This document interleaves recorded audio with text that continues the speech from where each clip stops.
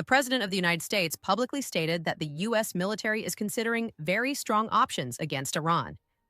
This statement came as protests inside Iran intensified. On the same weekend, Iranian state forces reportedly killed protesters during a crackdown. At the same time, U.S. officials provided no evidence of a direct Iranian military action against the United States. That contradiction matters.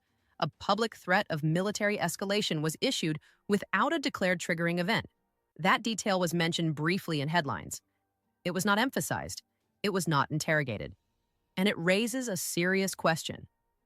Why is the language of military action escalating faster than the publicly established facts? Mainstream media coverage framed this story around two parallel narratives. First, Iran as a country in internal crisis. Second, the United States responding to red lines being crossed. Most outlets emphasized the scale of the protests inside Iran. They highlighted economic hardship. They focused on public anger directed at Iran's leadership. They showed images of demonstrations. They reported deaths of protesters during government crackdowns. What received less attention was the sequencing. The media largely treated the internal Iranian protests and the U.S. military rhetoric as separate developments. Coverage often implied inevitability, as if escalation were a natural consequence rather than a choice. Another framing choice stands out. The language of red lines was repeated without clarification. Few outlets paused to ask a basic question. What specific action crossed those red lines? Was it a military act, a diplomatic move, or internal repression? That distinction was rarely made explicit. The dominant narrative technique here is omission. Key causal links were assumed rather than demonstrated. There was also timing manipulation. Statements about military options were amplified immediately. Context about uncertainty, intelligence gaps, or alternative explanations arrived later, if it arrived at all. Let's slow this down. Facts first. Here is what we know. According to Al Jazeera, President Trump stated that the U.S. military is considering very strong options in response to developments involving Iran. The statement did not announce a specific military decision. It signaled consideration, not execution. Fox News reported that President Trump said Iran is starting to cross U.S. red lines. That same report connected the statement to Iranian government crackdowns on protesters, including reports of deaths. The New York Times documented widespread protests in Iran driven by economic distress.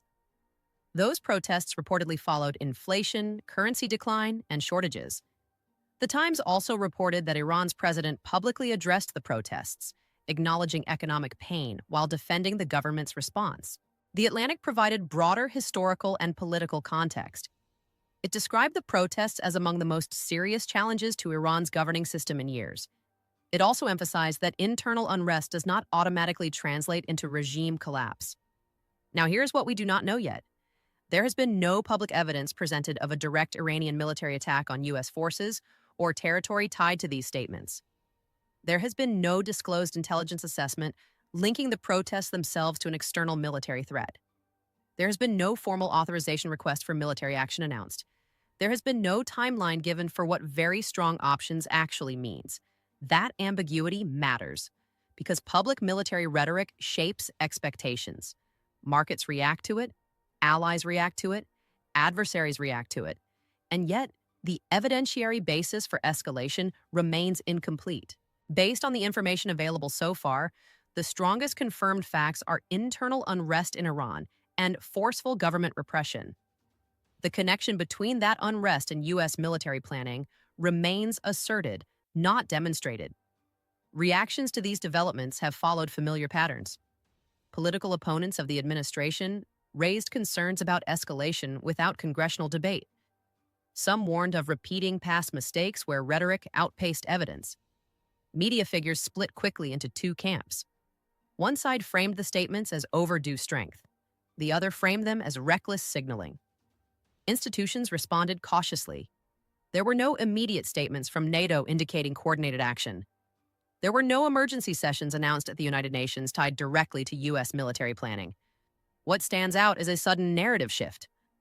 For weeks, coverage focused on Iranian economic instability.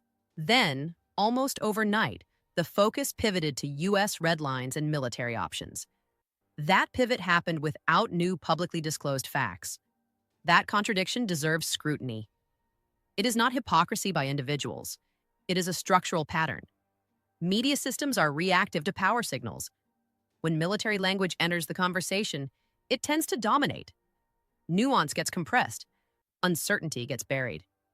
Here is one clear prediction. Within the next week, expect the media narrative to narrow. Coverage will shift away from uncertainty and towards speculative escalation scenarios, not because new facts emerge, but because repeated official language will harden assumptions. This matters because once a narrative solidifies, reversing it becomes difficult. Policy space shrinks. Questions stop being asked. Based on past behavior patterns, media incentives favor clarity over accuracy when tension rises. That dynamic shapes public consent long before decisions are finalized. Based on the information available so far, there are still more questions than answers. That should concern anyone paying attention. They don't want this information getting out. If you want to help us fight the algorithm and spread the truth, you know what to do.